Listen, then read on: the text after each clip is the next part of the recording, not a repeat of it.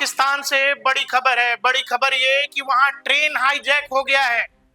Plane hijack सुना था, even navy ship hijack भी सुना था, लेकिन अब ट्रेन हाईजैक पाकिस्तान के अंदर जफ्फार एक्सप्रेस नाम की ट्रेन है और वो हाईजैक हो गई है, जिसमें 100 से ज्यादा लोगों को होस्टेज बना लिया गया है और 6 सेना के जवानों को ऑलरेडी मार दिया गया है। और इसकी जिम्मेदारी ली है बलोच मिलिटेंट्स जो हैं, यानी बलोच लिबरेशन आर्मी BLA।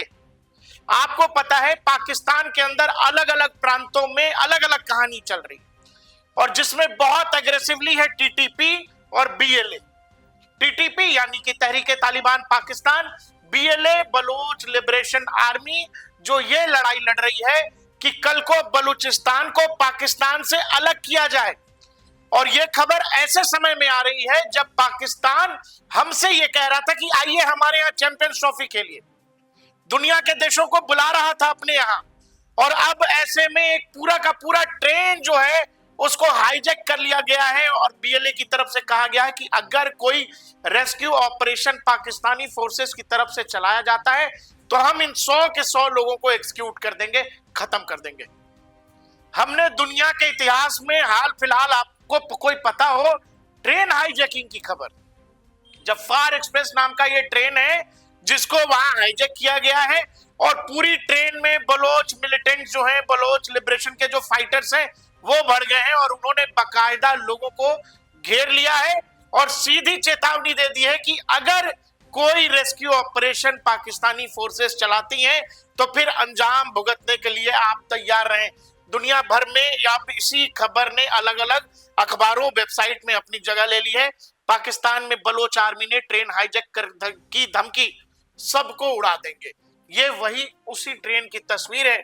उससे पहले जो हमने आपको तस्वीर दिखाई वो AI जनरेटेड तस्वीर थी, लेकिन अब बलोचियों ने सीधा एक तरह से चेतावनी दे दी है।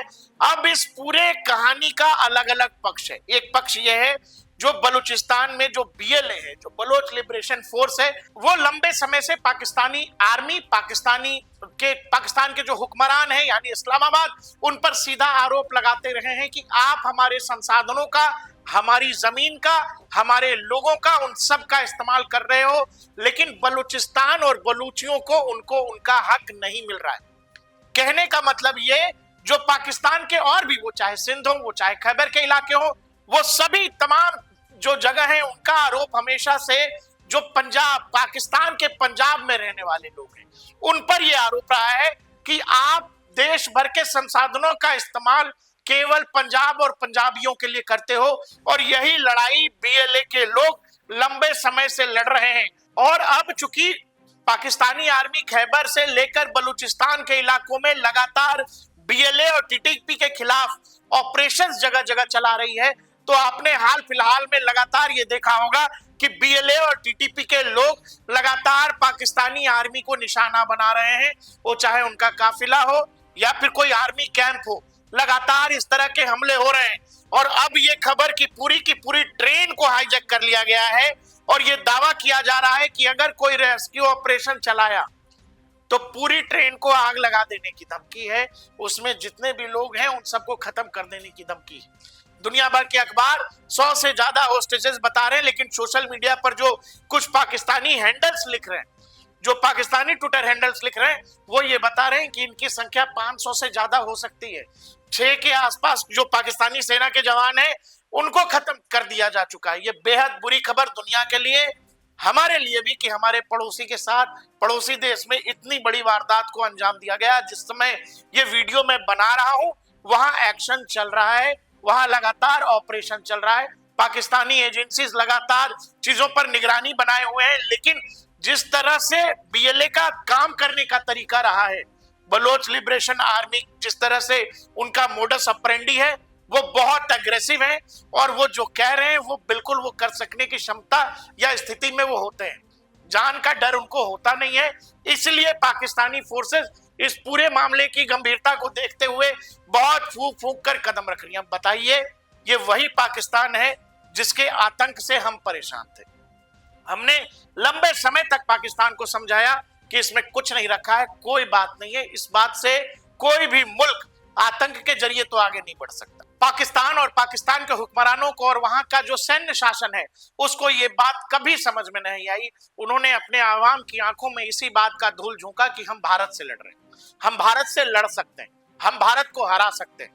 कश्मीर का चूरन चटा चटा कर वहां की आवाम को इन लोगों ने पागल बनाया, और अब जिन लोगों का इस्तेमाल ये भारत के खिलाफ लंबे समय तक करते रहे, अब उसी तरह की अलग अलग राज्यों में, अलग अलग प्रांतों में, वो चाहे बीएलए हो, वो चाहे टीटीपी हो, उसी तरह के ऑर्गेनाइजेशंस खड़े हो गए हैं जैसे कभी लश्कर तैयबा या अलकायदा का इस्तेमाल पाकिस्तान दुनिया के अलग अलग देशों में या हमारे खिलाफ करता था।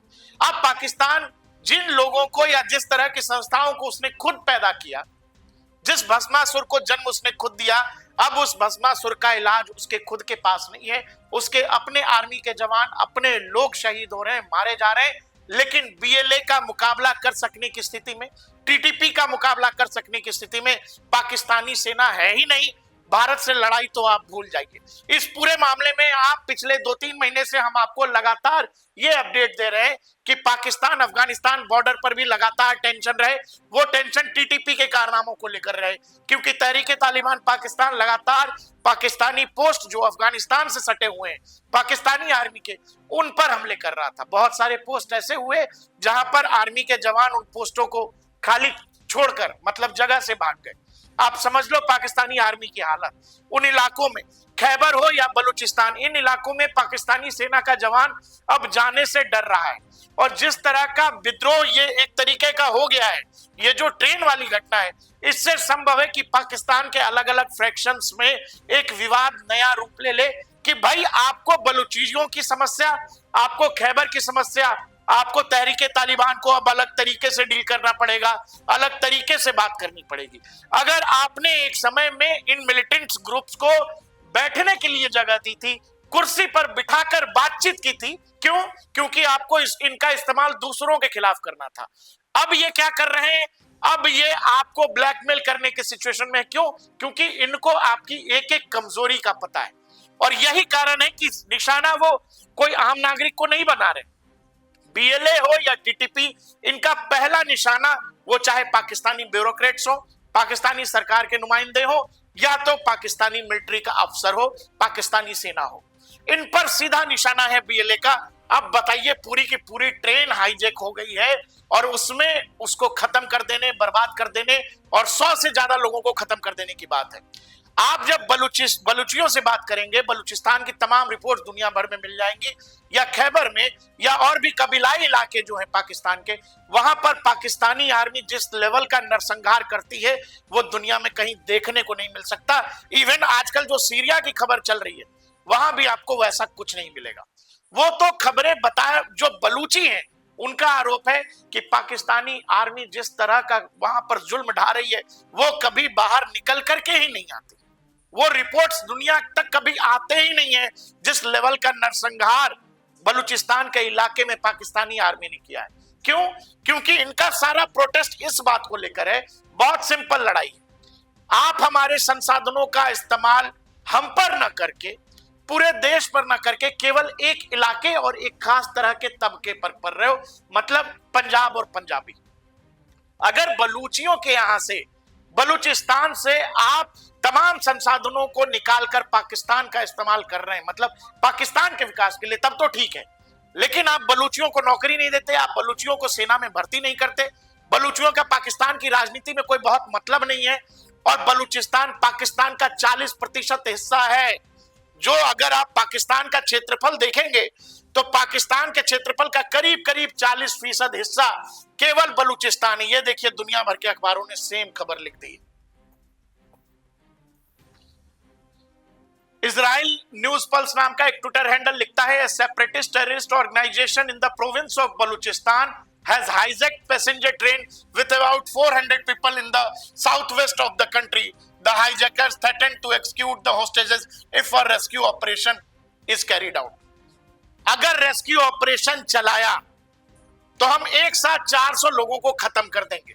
लेकिन पाकिस्तान है, पाकिस्तान को अपने लोग और अपने मुल्क की कितनी चिंता है, आप ये समझो। जिस समय पाकिस्तान में ये सब हो रहा है, ये कोई एक दिन की घटना तो है नहीं कि बीएलए ने कोई खास प्लान अलग से, ये ट्रेन वाली घटना को अगर आप छोड़ दें तो पिछले 2 महीने में आप गूगल कर लीजिए, आपको इतने बहुत सारे आर्टिकल मिलेंगे जहां पाकिस्तानी सेना पर टीटीपी और बीएलए के लोगों ने हमला किया है, या तो पाकिस्तानी सेना ने कोई हमला टीटीपी या बलूचिस्तान पर किया है। ये सेम कहानी।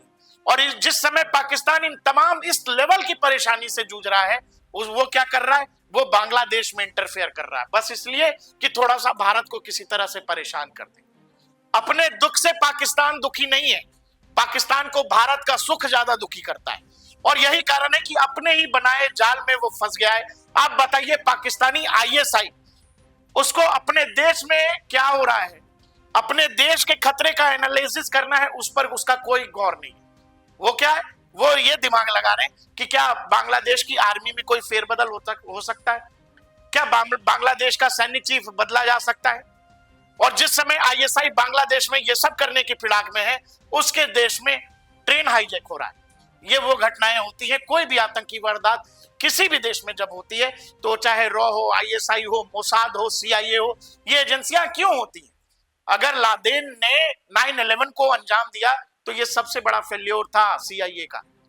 अगर हमास ने अगस्त में जो कुछ किया इजराइल के अंदर, वो सबसे बड़ा फेल्योर है मोसाद के इतिहास का, उससे बड़ा फेल्योर कुछ नहीं।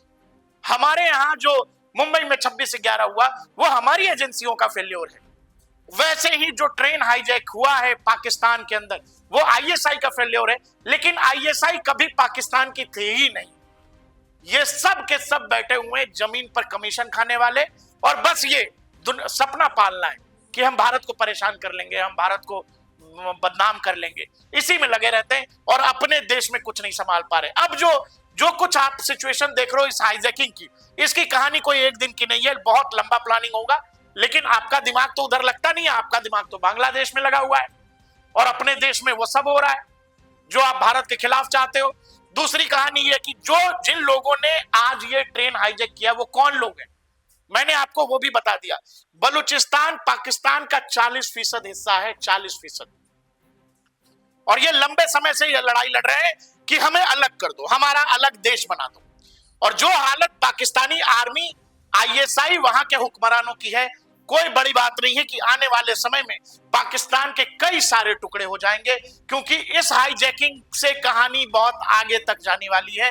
ये कहानी बीएलए बढ़ाएगी या पाकिस्तानी आर्मी अब इस मामले में क्या एक्शन कर रही है, ये आने वाले समय में हम लगातार आपको अपडेट देते रहेंगे।